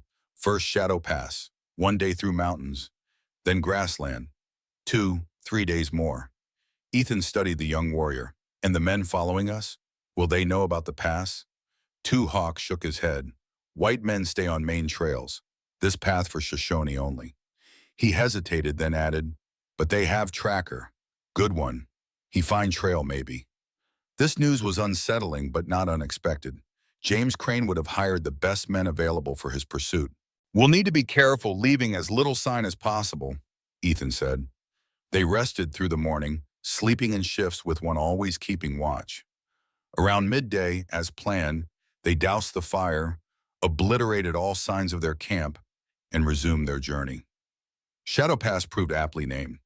The narrow trail wound between towering rock walls that blocked the sun, casting them in perpetual twilight even in the middle of the afternoon.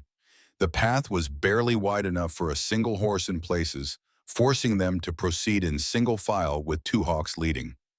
The Shoshone have used this pass for generations, the warrior explained in his limited English.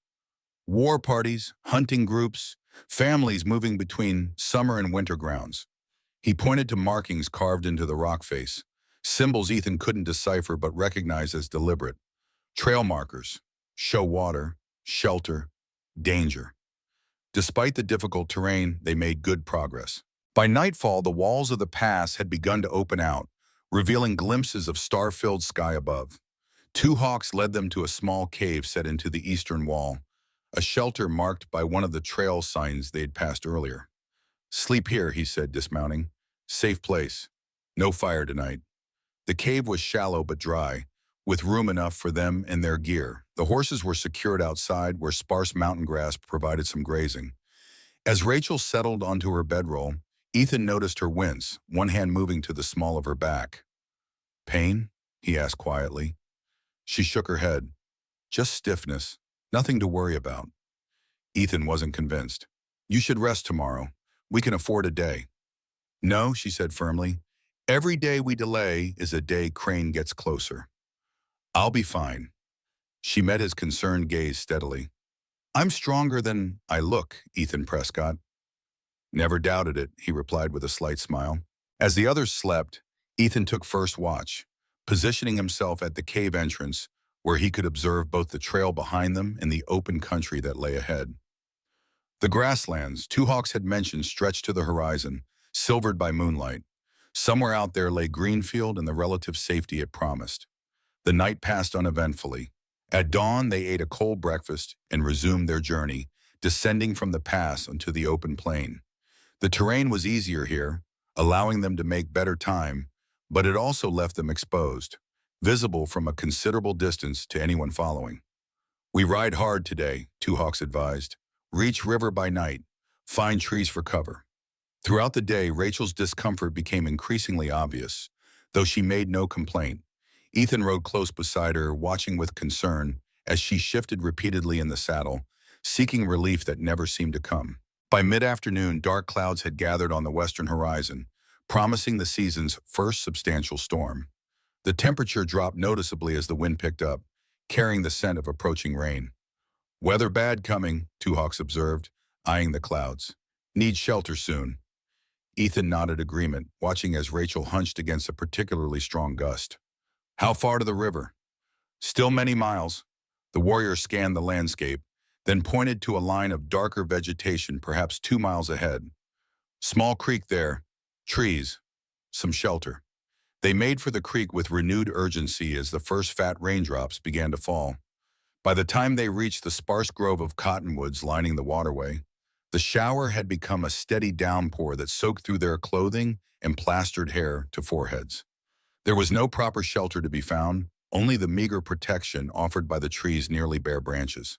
Two Hawks quickly constructed a crude lean-to using a blanket stretched between trunks, creating just enough covered space for Rachel to huddle beneath. The rain continued through the evening, transforming the creek from a sluggish trickle to a fast-flowing stream. The temperature continued to fall, and as night closed in, the rain took on an icy quality that spoke of snow at higher elevations. Rachel sat with her back against a tree trunk, blanket drawn tight around her shoulders, face pale in the gathering darkness. When she thought no one was watching, her features contorted briefly with pain, one hand pressed to her abdomen. Ethan saw, though he pretended not to. Moving to sit beside her, he offered his own blanket as additional protection against the chill. Take it, he insisted when she began to refuse. I'll be moving around, keeping watch. Don't need it as much as you do. Too exhausted to argue, she accepted, wrapping the extra layer around her shoulders. Thank you. Ethan hesitated, then asked quietly, The baby? She looked up, startled, then sighed in resignation. Just practice contractions. The Shoshone women told me about them. They come and go during the last months. She attempted a reassuring smile that didn't quite reach her eyes. Nothing to worry about. Ethan wasn't convinced, but he nodded, unwilling to challenge her assessment. Try to rest. I'll keep watch with Two Hawks. The night passed miserably for all of them. The rain continued without let-up, turning the ground to mud and keeping them in a state of constant, damp discomfort. By morning, exhaustion had taken its toll on everyone. But Rachel looked particularly worn, her face drawn with fatigue and what Ethan suspected was more than just practice pain. The weather had cleared somewhat, though heavy clouds still hung low over the landscape. They ate a sparse breakfast in silence, then prepared to continue their journey. When Ethan moved to help Rachel mount her horse, she wavered on her feet, nearly collapsing against him. We're not riding today, he decided, supporting her weight easily. You need rest, real rest. For once, she didn't argue, a concerning sign in itself. Two Hawks, observing her condition with a worried frown, nodded agreement. Woman sick, baby coming maybe. Not yet, Rachel protested weakly. It's too soon. The warrior shrugged. Baby comes when baby comes. He looked around, assessing their meager shelter. Need better place. Creek Bend has cut bank. More shelter there. The cut bank proved to be a natural hollow where the creek had carved into the earth, creating a small alcove protected on three sides by dirt walls. Two Hawks and Ethan improved it by weaving branches above to form a crude roof, then laying down all their blankets to create a reasonably dry resting place. Rachel sank onto this makeshift bed with evident relief. Just for today, she insisted. We'll move on tomorrow. Ethan exchanged glances with Two Hawks, both men sharing the same unspoken thought. They might not be going anywhere tomorrow. Throughout the day, Rachel's condition deteriorated. The practice contractions came with the increasing frequency and intensity, forcing her to bite back cries of pain. By evening, there was no more pretense possible.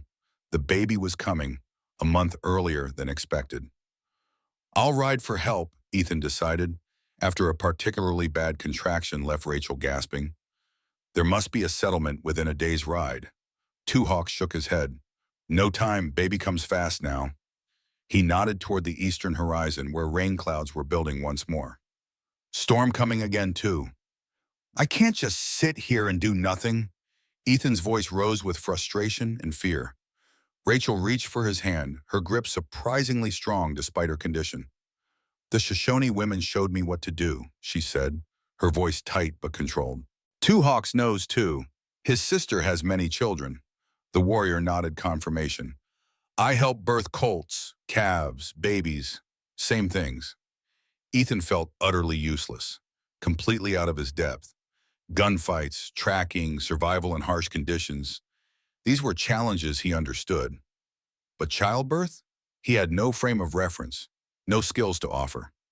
What do you need me to do? Oh, he asked finally, his voice rough with emotion he couldn't name. Rachel's answer was lost as another contraction seized her, more powerful than the last. When it passed, leaving her panting, Two Hawks answered for her. Water, clean cloths, fire bigger. Glad for concrete tasks, Ethan set about gathering what was needed. He built up the small fire they'd started earlier, arranging rocks around it to reflect heat toward Rachel's shelter. He refilled their canteens from the creek, then tore a spare shirt into strips that could serve as cloths.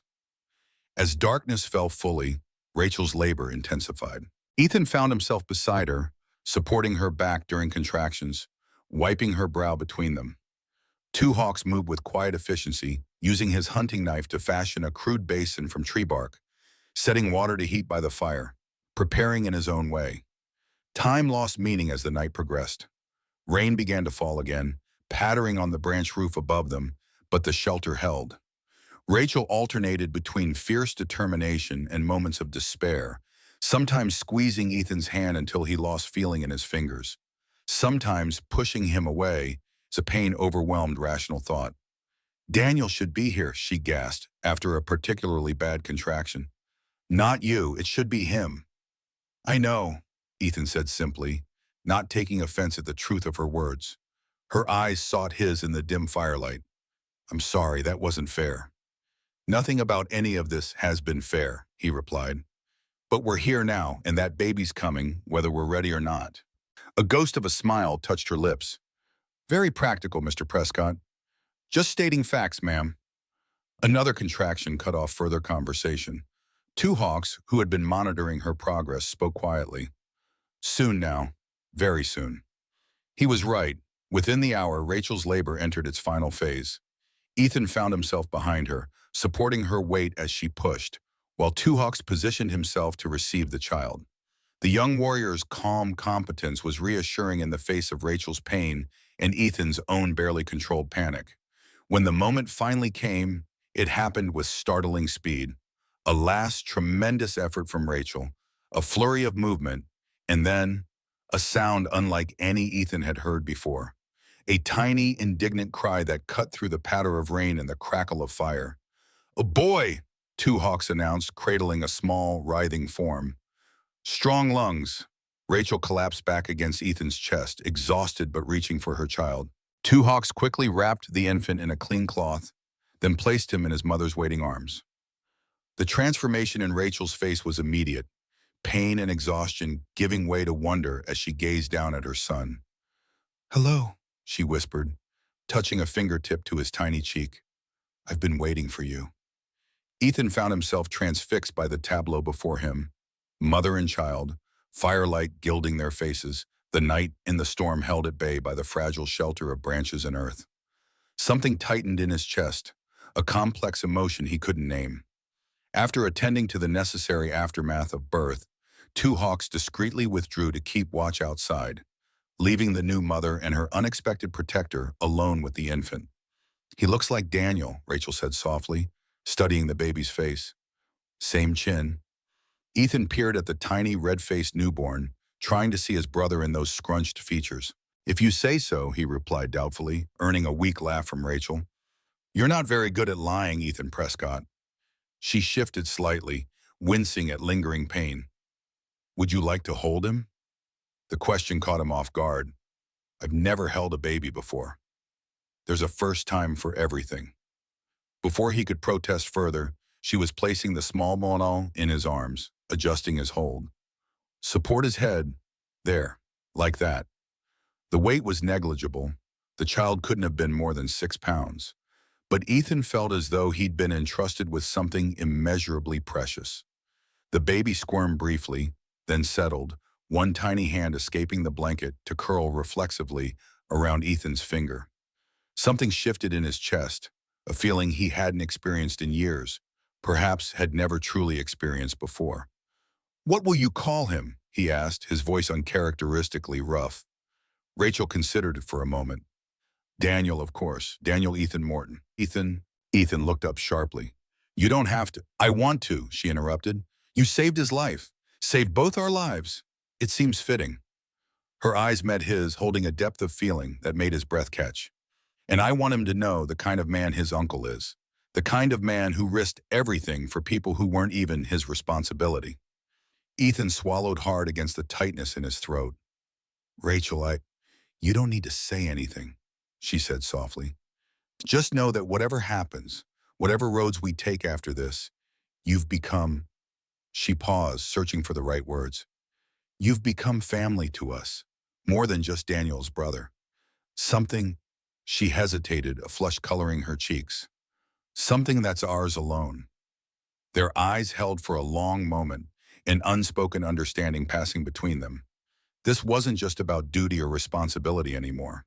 It had grown into something neither had expected, something that had taken root in the harsh conditions of their shared journey. Ethan gently placed his free hand over hers where it rested on the baby's blanket. "I'm not going anywhere," he said quietly. "Not unless you want me to." The smile that lit her exhausted face was answer enough. For in that moment of connection, Ethan remembered the reality of their situation. James Crane was still out there, still hunting them. And now, with Rachel recovering from childbirth and a newborn to protect, they were more vulnerable than ever. Two Hawks confirmed this fear when he returned shortly before dawn.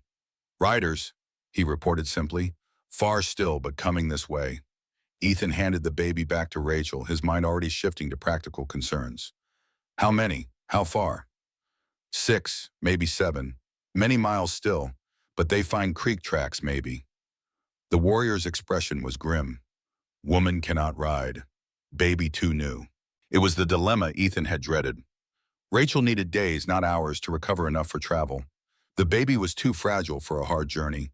Yet staying meant almost certain discovery. "I'll lead them away," Ethan decided. "Make a false trail heading north. Make them think we've gone to rejoin the Shoshone." "And leave us here?" Rachel's voice held a note of panic. "Alone? Two Hawks will stick with you." Ethan's tone brooked no argument. "I'll draw them off, then circle back. Give you time to recover enough to travel." He turned to the warrior. "How far to the nearest settlement?" "Any direction." Two Hawks considered. "Trading post at Elk Fork. 1 day ride east." "Can you get them there if I don't make it back?" The young man nodded solemnly. "I take them safe." "Ethan, no." Rachel struggled to sit up straighter, the baby clutched to her chest. "It's too dangerous. They'll kill you if they catch you. They have to catch me first." He forced a confidence into his voice that he didn't entirely feel. "I'm not easy to kill, remember?"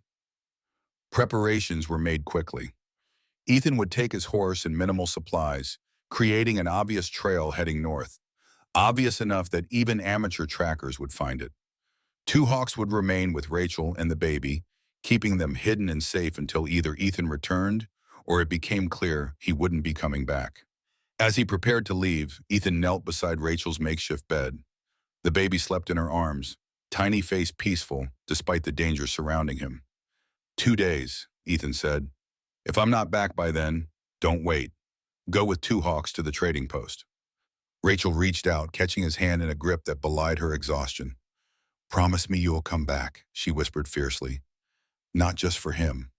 Her eyes, bright with unshed tears, held his. For me too. Something broke open in Ethan's chest. A dam he'd built years ago crumbling against the force of feelings he'd been fighting since he'd first cut her bonds at his fence line. Rachel, I know it's not simple, she interrupted. I know we've only known each other weeks. I know I was Daniel's. Her voice faltered, then strengthened. But what I feel for you isn't about gratitude. It's not about duty. It's about who you are, Ethan Prescott, who we've become together. Ethan's calloused hand moved to cup her cheek, his thumb gently brushing away a tear that had escaped. I've spent most of my life alone, he said, his voice low and rough with emotion. Never thought I'd find a reason to want anything else. Until now. Their eyes held, the promise between them more binding than any words. Then slowly, deliberately, he leaned forward. This time, when his lips met hers, there was no mistaking it for anything but what it was. A kiss, tender and certain, sealing something neither of them had expected to find in the midst of danger and loss. When they parted, Rachel's eyes remained closed for a heartbeat, as if memorizing the moment. Come back to us, she whispered. Wild horses couldn't keep me away, he promised. He brushed his fingers against the sleeping infant's cheek. Take care of our boy. I'll be back before you know it. With that, he rose and left the shelter, his heart both heavier and lighter than it had ever been. Two Hawks waited outside with Ethan's saddled horse, expression solemn. The woman and child are my sacred duty, the warrior promised, until you return or the sun dies. Ethan clasped his arm in gratitude. Thank you, brother. Mounting up, he turned his horse northward toward the distant mountains. Behind him, sheltered in their fragile hollow beside the creek, Rachel held her newborn son close, watching as the man who had saved them both rode deliberately toward danger. The sun broke through the clouds briefly, illuminating Ethan's figure as he crested a small rise. For a moment, he was gilded in golden light, like a vision from some ancient tale of heroes and sacrifice. Then he was gone, disappearing into the vastness of the open plain. Rachel looked down at her son, sleeping peacefully despite the uncertainty surrounding his first hours of life. Your uncle will come back to us, she whispered, hoping to make it true through the force of her belief. He has to. The baby slept on, oblivious to the dangers that threatened or the love that protected him, the newest life in an ancient land where water ran deep beneath dust, and where a man's true worth was measured not in gold or power, but in the risks he would take for those who carried his name into the future. 2 weeks had passed since Ethan had ridden away from the creek bed shelter. The trading post at Elk Fork was a bustle of activity, traders and trappers preparing for the long winter ahead. In a small room at the back of the main building, Rachel sat in a rocking chair by the window, her son sleeping peacefully in her arms, his tiny face relaxed in the afternoon sunlight. She sang softly to him, a lullaby her own mother had sung, her eyes occasionally drifting to the road that approached from the west. Two Hawks had brought them safely here 10 days ago, then departed to rejoin his people, his promise fulfilled. Mr. Blackburn, the trading post owner, and his wife had been unexpectedly kind, providing shelter and protection without asking too many questions. But of Ethan, there had been no sign. He'll come, Mrs. Blackburn had assured her that morning, noticing her vigil by the window. A man like that doesn't break his word. Rachel wanted to believe it, but with each passing day, doubt gnawed at her certainty. Had Crane's men caught him? Was he lying wounded somewhere, unable to reach them? Or had he simply decided that he'd done enough, that his obligation to his brother's child was fulfilled? The baby stirred in her arms, his small face scrunching momentarily before relaxing again. Daniel Ethan Morton, a name carrying the weight of the past and the promise of the future. She traced a finger along his cheek, marveling at the perfection of him, at the miracle of his existence despite everything that had conspired against it. A commotion outside drew her attention. Voices raised, a horse's whinny. Her heart quickened as footsteps approached the door to her room. When it opened, Mrs. Blackburn stood there, her weathered face split by an uncharacteristically broad smile. "You have a visitor," she said simply, then stepped aside. Ethan filled the doorway, hat in hand, his face leaner and more weathered than when she'd last seen him. A healing cut ran along his jawline, and he favored his left leg slightly. But he was alive. He was here.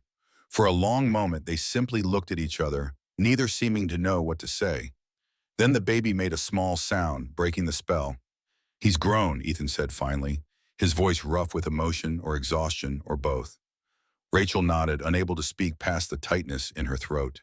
She rose from the chair, crossing the room to stand before him. "You came back." "Said I would." His gaze moved from her face to the infant in her arms. "May I?" She placed the baby in his arms, watching as Ethan's expression softened, the hardness of the past weeks falling away as he looked down at his nephew. "Ryder came through yesterday," he said, still gazing at the child. "Brought news from the territorial capital. The governor has acknowledged the Shoshone deed. The lands west of the river are officially recognized as tribal territory. And Crane? James Crane has been arrested in Denver. Fraud, mostly. The banking records we found were enough to bring charges." A grim satisfaction colored his voice. "He won't be troubling anyone for a long while." Rachel felt a weight lift from her shoulders, one she'd carried so long she'd almost forgotten it was there. "So, it's over." "That part of it, yes." Ethan handed the baby back to her, his hands lingering briefly as they brushed against hers. "There's a stage leaving for Cheyenne tomorrow. From there, trains run east. You could be in St. Louis before winter sets in properly." "Is that what you think I should do?" "It would be safer, easier." His eyes met hers. "For both of you." Rachel studied his face, reading what he wasn't saying. "And you, what will you do?" Ethan looked away, his gaze moving to the window, to the western horizon beyond. "Haven't decided yet." "Yes, you have," she said softly. "You're going back to Copper Valley." He didn't deny it. "Daniel found something there worth fighting for. Worth dying for. The water. Not just the water, the possibility of it. What it could mean for the valley, for the people there." His expression was distant, thoughtful.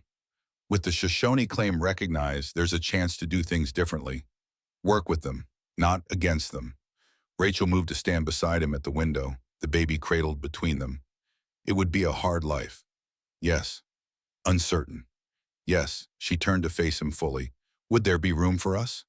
The question hung in the air between them, weighted with all they had experienced together, all they might yet become to each other.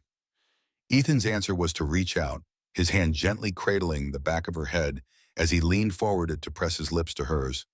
Not a gesture of comfort this time, but a promise. When they parted, his voice was steady and sure.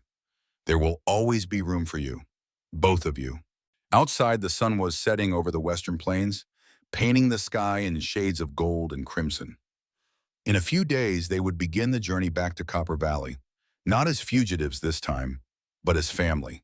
The future that awaited them would not be easy, but it would be theirs to shape, together.